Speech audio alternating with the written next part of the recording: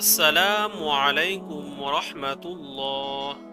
আজকে আপনাদেরকে জানাবো আল্লাহর ভালোবাসা পাওয়ার জন্য যে দোয়াটি পড়বেন।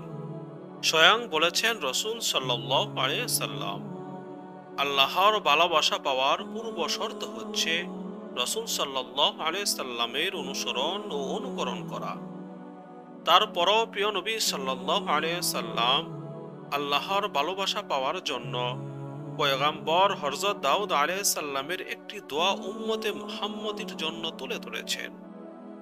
কুরআনুল কারীমে আল্লাহর ভালোবাসা পাওয়ার সুনির্দিষ্ট উপায় ঘোষণা করা হয়েছে। আল্লাহ তাআলা নিজেই ঘোষণা দিয়েছেন, কুল ইন কুনতুম তুহিব্বুনাল্লাহা ফাত্তাবিউনি ইউহিব্বুকুমুল্লাহু ওয়া ইয়াগফির লাকুম যুনুবাকুম আল্লাহু গফুরুর রহিম।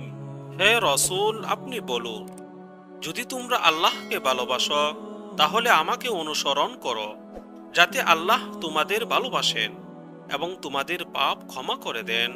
আর আল্লাহ হলেন ক্ষমাকারী, দয়ালু।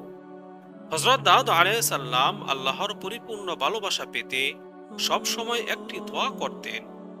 উম্মতে মুহাম্মদীর জন্য প্রিয় নবী সাল্লাল্লাহু আলাইহি সাল্লাম সেই দোয়াটি তুলে ধরেছেন।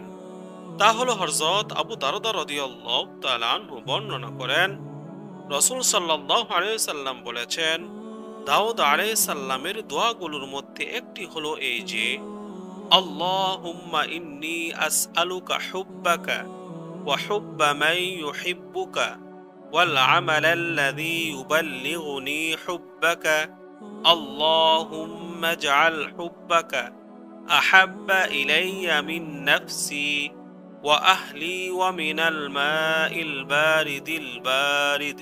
হযরত ইবনে উমর রাদিয়াল্লাহু তাআলা আনহু বর্ণনা করেন, রাসূল সাল্লাল্লাহু আলাইহি সাল্লাম যখনই হযরত দাউদ আলাইহিস সালামের আলোচনা করতেন, তখনই তার সঙ্গে বলতেন, তিনি সব লোকের চেয়ে বেশি ইবাদতকারী ছিলেন।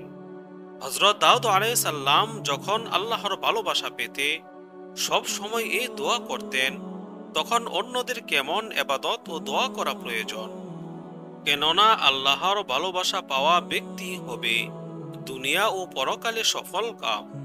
আল্লাহ তাআলা মুসলিম উম্মাহকে আল্লাহর ভালোবাসা পেতে হযরত দাউদ আলাইহিস সালামের দোয়াটি বেশি বেশি পড়ার তৌফিক দান করুন। হাদিসের উপর আমল করার তৌফিক দান করুন। আমিন।